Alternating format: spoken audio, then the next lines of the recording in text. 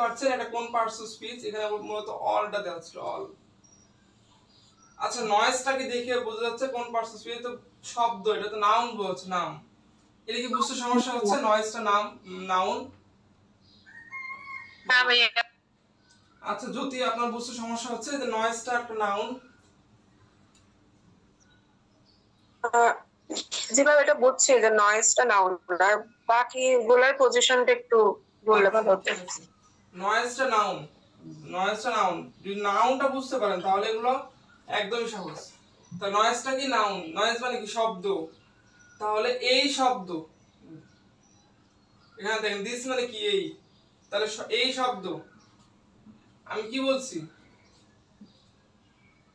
আমি বলছি যে নাউনকে যেই মডিফাই করবে, নাউনকে যেই মডিফাই করবে সে অ্যাডজেক্টিভ। এখানে দেখেন সেটা হলো যে কোন শব্দ, এই শব্দ যে কোনো ভাবে নির্ধারণ করবে সেটা কি অ্যাডজেক্টিভ।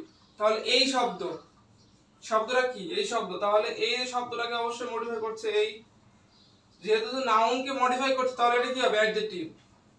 এটা কি এই সব শব্দ, দেখেন এখানে বাংলাতে কি, বাংলাতে আছে, ইংলিশে আছে অল দিস নয়েজ, তাহলে কি সব এই শব্দ,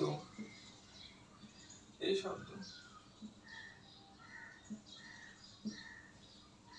সব এই শব্দ, কিন্তু ইংলিশে এভাবে আছে কিন্তু বাংলাতে সাজিয়ে নিতে হয়, বাংলাতে কি করতে হয় সাজিয়ে নিতে হয়, তাহলে সব এই শব্দটাকে সাজিয়ে নিলে কি হয় এই সব শব্দ।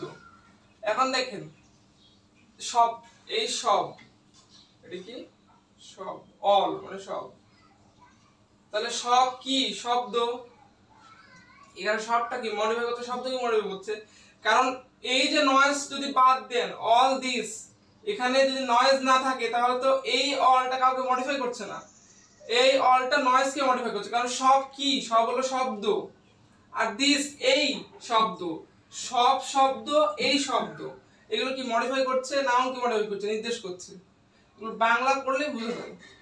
আর অল এগুলো সবসময় নাউন, এগুলো সবসময় অ্যাডজেক্টিভ, এখানে যে অল এগুলো সবসময় অ্যাডজেক্টিভ, কারণ এগুলো ডিটারমিনার হিসেবে কাজ করে, যেমন অল এগুলো কি সব সময় অ্যাডজেক্টিভ, কারণ এগুলো অল টাইম ডিটারমিনার। কিন্তু একটু বাংলা বোঝার চেষ্টা করলে এগুলো সমস্যা হয় না, একটু বাংলা বুঝতে হবে তাই। আচ্ছা এখন বুঝতে পারছেন? Quick response. জি ভাইয়া। জি ভাইয়া, এটার মতো আগে একটা ছিলেন। জি ভাইয়া বুঝতে পারছি।